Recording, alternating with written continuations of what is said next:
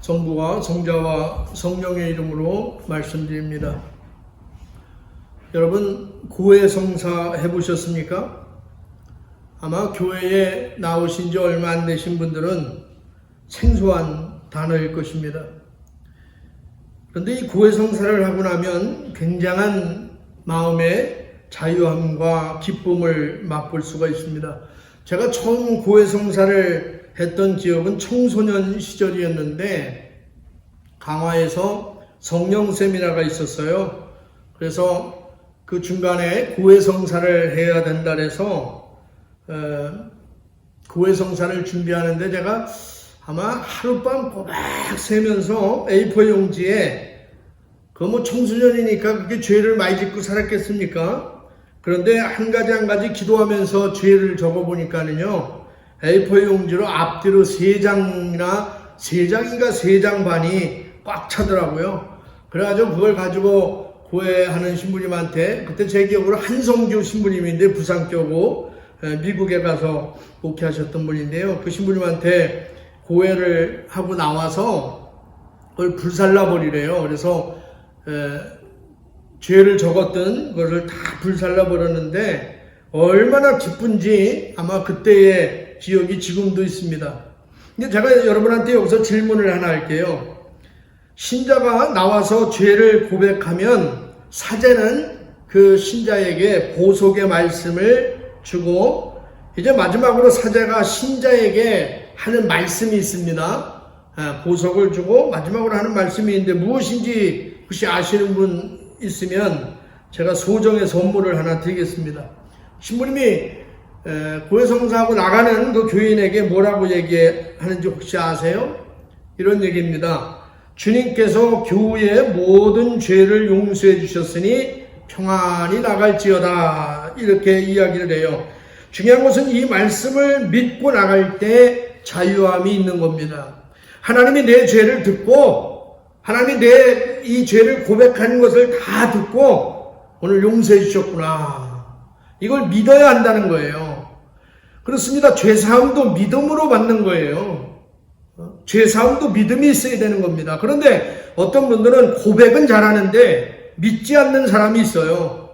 그 사람은 죄사함에 확신이 없는 겁니다. 다시 말해서 하나님을 온전히 믿지 못하는 거예요.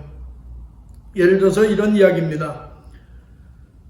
저희 큰딸이 저에게 와서 대학원 다니면서 책을 사야 한다고 20만 원을 달라고 해서 책 산다는데 그거 안 줄 애비가 어디 있겠어요. 그래서 20만 원을 줬습니다. 그런데 그 이후에 들리는 이 얘기가, 어떤 옛 친구가 저한테 얘기하는데 그 돈 가지고 책을 안 사고 삼겹살을 사 먹었다는 거야. 그게 되고 화가 나서 이 큰딸아이를 호출을 해가지고요, 혼을 냅니다. 너 어떻게 아빠를 그렇게 속일 수가 있어? 당장 짐 싸가지고 집 나가라. 뭐 집 나가라는 소리는 한두 번 한 건 아니죠. 근데 이 아이가 울면서 잘못했다고 용서를 빌어요. 그래서 마음 좋은 제가 용서해 주었습니다. 근데 다음날 아침에 아침밥을 먹다가 또 이 아이가 저한테 아빠 죄송했어요. 제가 잘못했어요. 용서해 주세요. 이 이야기하는 거예요. 그래서 내가 어제는 용서해 줬잖아. 걱정하지 마. 그랬더니 감사하다래. 근데 점심 먹는데 또 얘기하는 거예요. 아빠, 제가 정말 잘못했어요. 그거 가지고 제가 삼겹살 사 먹었거든요. 정말 잘못했어요. 이렇게 이야기를 하는 겁니다. 슬슬 열받기 시작하잖아요, 제가. 왜? 나를 못 믿는 거잖아요. 그죠? 저를 못 믿는 거예요.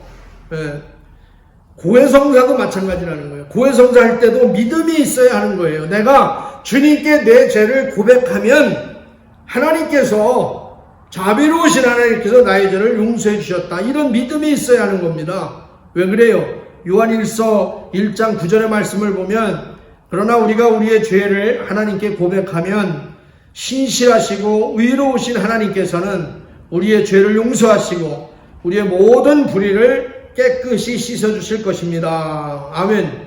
이 말씀의 약속을 믿고 구해야 하는 거예요. 그럴 때 죄사함의 은혜가 임하는 줄로 믿습니다.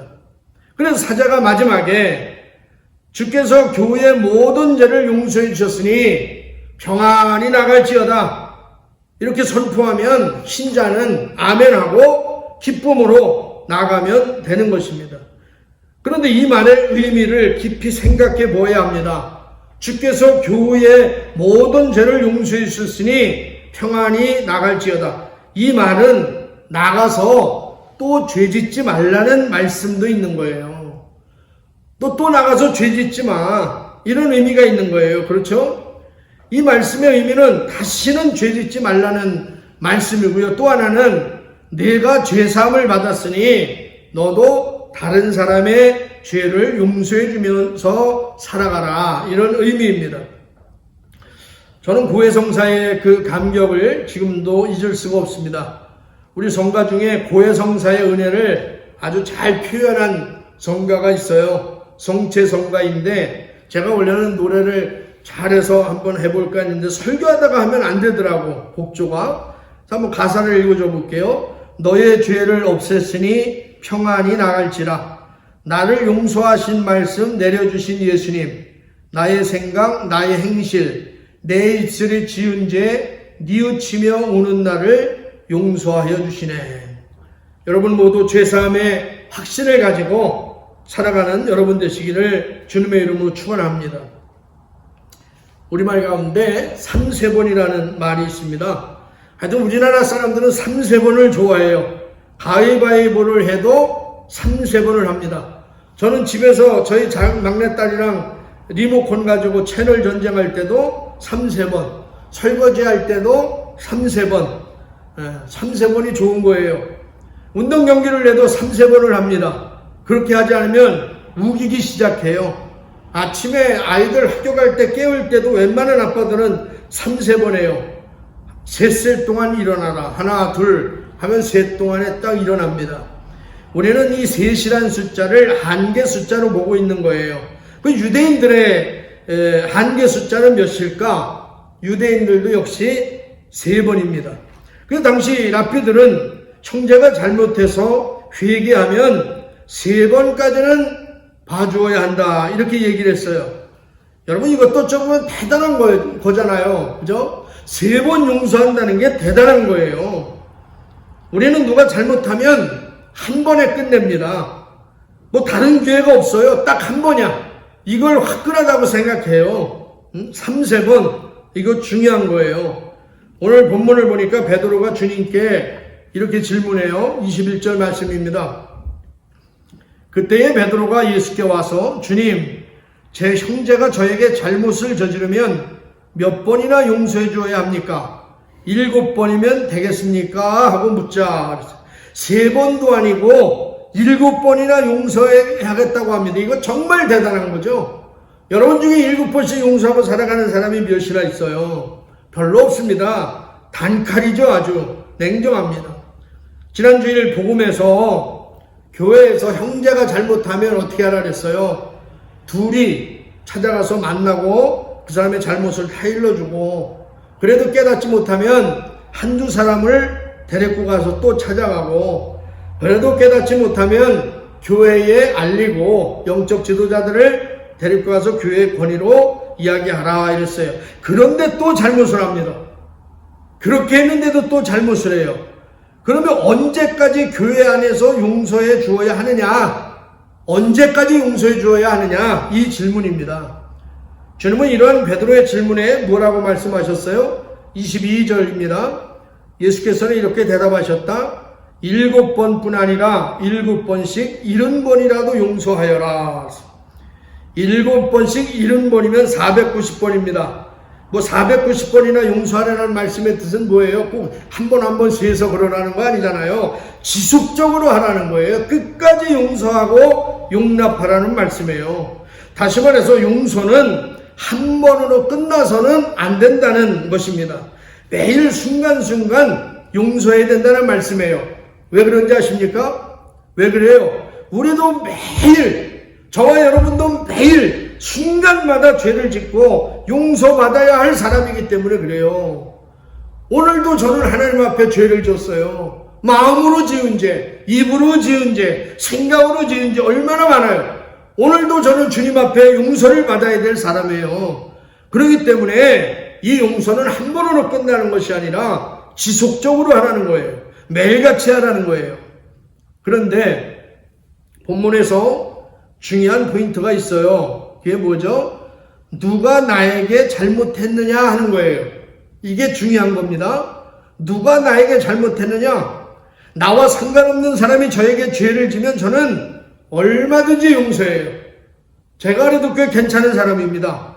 예를 들어서 길을 가는데 누가 나를 쳐요. 누가 나를 욕을 해요. 저는 얼마든지 용서할 수 있어요. 왜? 그 사람 안 보면 되니까. 그 사람 안 보면 돼. 오늘 보면 뭐 언제 볼 사람인지도 몰라. 친하지 않은 사람은요 얼마든지 용서할 수 있어요. 여러분 모르는 사람 용서하는 것은 쉬워요. 그렇잖아요. 나랑 친하지 않은 사람 용서하는 건 쉬워요. 그런데 문제는 뭐냐? 가까운 사람이라는 거예요. 지금 베드로가 예수님께 묻는 것은 먼 사람, 모르는 사람 이런 사람이 아니라 형제를 얘기하는 거잖아요. 나와 가까운 사람을 얘기하는 거예요. 매일 보아야 하는 사람을 얘기하는 거예요. 다시 말해서 본문식으로 하면 교인이겠죠. 교인이에요. 교인이 나를 아프게 하고 교인이 나를 잘못하게 하면 어떻게 용서해야 되느냐. 이 교회를 옮길 수도 없고, 아니 개신교 같으면 뭐 그 옆에 교회돼 있고 하니까 옮기지만 우리는 꽤 많이 가야 되잖아 또. 옮기기도 쉽지 않아요. 정말 괴로운 일이야. 교회 안에서 누군가와 내가 관계가 틀어지면요 정말 신앙이 기쁘지도 않고 기도도 안 되고요. 교회 나가는 게 지옥 가는 거랑 같잖아요. 여러분 살다 보면 우리가 느끼지만 시험도 상처도요 가까운 사람으로부터 오는 거예요. 먼데 있는 사람이 나를 배신하거나 나를 뭐 아프게 하면 그 별로 아프지도 않아. 상처도 안 돼. 왜? 난 별 관심도 없었으니까. 그런데 정말 내가 믿었던 형제, 나와 함께 한길을 가겠다고 하는 동지, 친구 이런 사람이 배신을 하거나 내 마음을 앞에 가면 정말 잠이 안 오잖아. 이 가까운 사람이 상처도 주고 가까운 사람이 시험하는 거예요. 그래서 하와가 아담을 시험하잖아요. 아내가 남편을 시험하는 거예요. 사탄이 그것을 사용하는 거죠. 그래서 가까운 사람에게 잘해야 되고요. 가까운 사람일수록 우리가 예의를 지켜야 되고요. 조심해야 되는 겁니다. 형제가 나에게 잘못을 하면 몇 번이나 용서해 줘야 합니까? 베드로의 이 질문에 예수님은 1만 달란트 빚진 자의 비유를 들어서 설명하십니다. 1만 달란트 빚진 사람이 있었어요. 이게 요즘 돈으로 뭐 한 살에 보면 뭐 어떤 분은 6조 원이다 5조 원이다. 전 숫자가 약해서 계산은 안 돼. 하여튼 수조 원이야. 이게 저 같은 사람이 이 돈을 갚으려면요 제가 그래서 설교 준비하다 계산을 해봤어. 내가 연봉이 얼마니까 예를 들어서 30년 뭐 목회한다. 제가요 한 세 번이 뭐 한 10번은 죽었다 깨야 죽었다가 다시 태어나서 또 갚고 해야 갚을 수 있는 돈이야. 다시 말해서 인간의 힘으로는 갚을 수 없는 금액이 1만 달란트입니다. 본문 25절 보세요. 그에게 빚을 갚을 길이 없었으므로, 길이 없는 거예요. 왕은 내 몸과 내 처자와 너에게 있는 것을 다 팔아서 빚을 갚으라고 하였다. 부인도 팔아야 돼요. 내 몸도 팔아야 돼요. 가지고 있는 걸 모든 걸 팔아야 돼. 그래도 어쩔 방법이 없어요. 해결할 방법이 없어요. 해결 방법은 딱 하나예요. 죽어야 해결이 되는 거예요. 죽어야.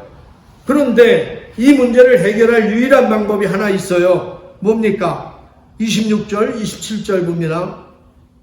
이 말을 듣고 종이 엎드려 왕에게 절하며 조금만 참아주십시오. 곧 다 갚아드리겠습니다. 하고 애걸하였다. 왕은 그를 가엾게 여겨 빚을 탕감해주고 놓아보냈다. 여러분 해결 방법이 뭐예요? 첫째, 엎드려서 애걸하는 거예요. 다른 방법이 없잖아요. 애걸하는 거예요. 그런데 애걸한다고 이게 해결되느냐? 그렇지가 않아요. 두 번째 방법이 뭐예요? 왕이 저와 여러분을 가엾게 여겨서 불쌍히 여겨서 탕감해주는 방법 외에는 없다는 거래요. 다른 방법이 없어요. 이 방법 외에는 없습니다. 왕이 자비를 베풀어서 탕감해주면 끝나는 거예요. 그러기 위해서 우리가 할 일은요, 하느님 앞에 주님 나를 불쌍히 여겨주십시오. 주님, 나는 죄인입니다. 나를 불쌍히 여겨주십시오.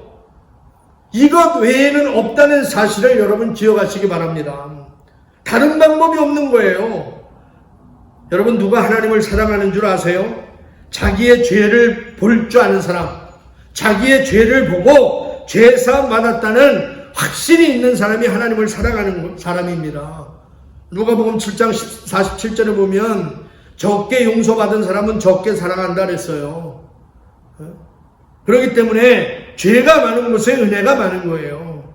그러므로 저와 여러분이 알아야 할 사실은 주님의 자비 때문에 우리의 모든 죄가 용서받았다는 사실입니다. 내가 노력해서 용서받은 게 아니에요.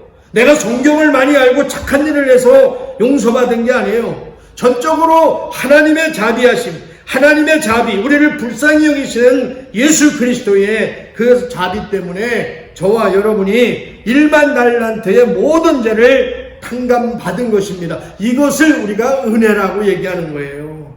왜요? 은혜가 뭐예요? 원인은 없는데 결과만 있는 게 은혜잖아요. 원인이 없어. 내가 탕감받아야 될 원인이 없어. 내가 노력한 게 없어요. 근데 결과는 있잖아. 탕감받았다. 이게 은혜입니다. 자, 그럼 우리는 어떻게 살아야 돼요? 이런 은혜 받은 사람은 어떻게 살아야 돼요? 용서받았으면 당연히 다른 사람도 용서하며 살아야지 않느냐? 너가 정말 용서받았다는 것을 네가 느끼면 다른 사람을 너도 용서해야 되지 않느냐? 이 말씀입니다. 28절부터 30절 말씀 볼게요. 그런데 그 종은 나가서 자기에게 100데나리온에 안 되는 빚을 진 동료를 만나자 달려들어 멱살을 잡으며 내 빚을 갚으라고 호통을 쳤다.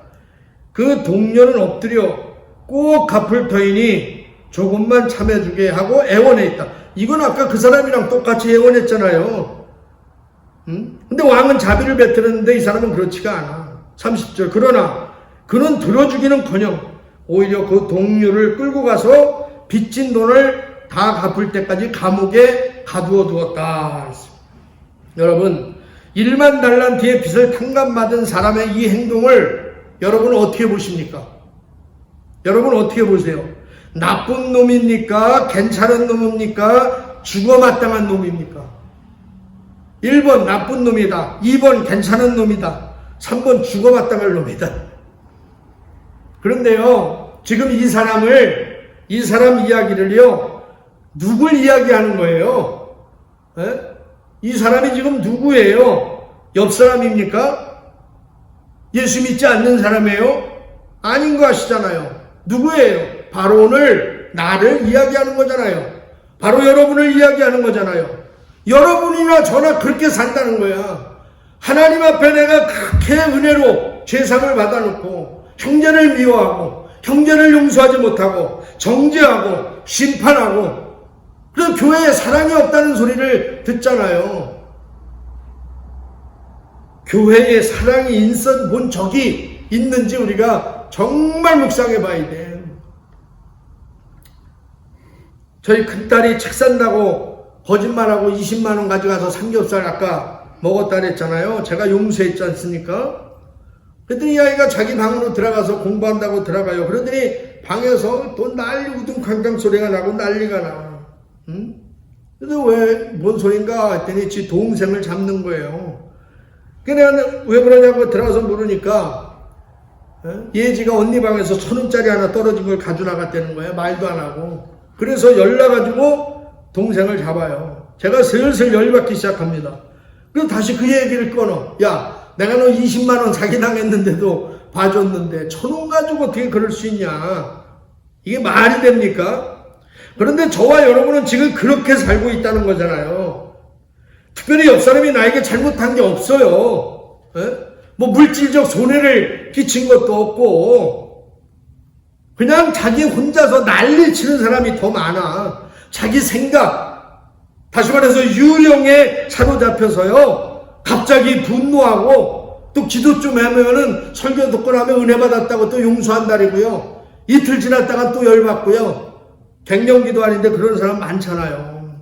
아니 어느 교인이 저한테 옛날에 와서 저한테 그래요. 신부님, 제가 신분에 용서하기로 했어요. 이래요. 그러니까 제가 아니 내가 무슨 잘못한 게 있나? 어이가 없어서 내가 뭐 잘못한 게 있어? 뭘 잘못했는데? 아니 그렇게만 아세요. 내가 오늘 신분에 용서해 주린다니까. 그리고 그냥 가더라고요. 그냥 혼자 마음에서 묶어놓는 거야. 그냥 혼자 풀고 혼자 난리 치는 거예요. 여러분 늘 주님이 나를 어떻게 용서해 주셨는지 기억하면서 살아갔으면 좋겠습니다. 오늘 35절 말씀입니다. 너희가 진심으로 형제들을 서로 용서하지 않으면 하늘에 계신 내 아버지께서도 너희에게 이와 같이 하실 것이다. 여러분 진심으로 용서한다는 것은 무엇일까요? 진심으로 용서한다는 게 뭐예요? 우리는 늘 머리로만 생각으로만 용서해요. 내가 마음에 갑자기 기도 좀 하고 성경 좀 읽었더니 마음이 좀 너그러워졌어. 그러면 생각으로 용서해잖아. 그래 내가 참아야지. 내가 너 용서했다. 내가 이해했어. 그러면서 속에서는 또 답답할 땐 또 묶어놓고 열불 내고. 진정으로 용서한다는 게 뭘까요? 저는요 그 사람의 모든 것을 받아들이는 것이 아닐까 생각 들어요. 그 사람의 빛과 어둠을 다 볼 수 있을 때 우리는 진정한 용서가 나올 수 있는 것입니다. 오늘 이 독서 로마서 14장 2절 말씀은 12절 말씀이 이렇게 이야기를 해요. 그때에 우리는 각각 자기 일을 하나님께 사실대로 아내게 될 것입니다. 그랬어요. 저는 이 말씀이 너무 무서웠어. 우리가 누군가를 품고 용서하지 못해서 내 마음속에 묶어놓고 마지막 하나님 앞에 섰을 때 어떡할 거예요? 하나님 앞에서 우리가 사실대로 내가 한 일을 사실대로 이야기해야 되는데 하나님 내가 56년 2개월 동안 내가 이 사람을 미워하면서 마음에 묶어놓고 있었습니다. 이렇게 얘기할 거예요. 하나님 앞에서 우리가 한 일을 다 얘기해야 되는데 그때 하나님 앞에서 정말 창피당하지 않기 위해서라도 여러분 지금 여러분 안에서 묶어놓고 있는 분들 여러분이 미워하시는 분들 다 용서하시는 여러분 되시길 주의 이름으로 축원합니다. 주님께서 교회의 모든 죄를 용서해 주셨으니 평안히 나갈지어다. 늘 이 말씀을 묵상하시면서 나도 다른 사람을 용서하며 하나님의 나라의 확장을 위해서 힘쓰고 애쓰는 여러분 모두가 되시기를 주님의 이름으로 간절히 축원합니다. 성부와 성자와 성령의 이름으로 말씀드렸습니다.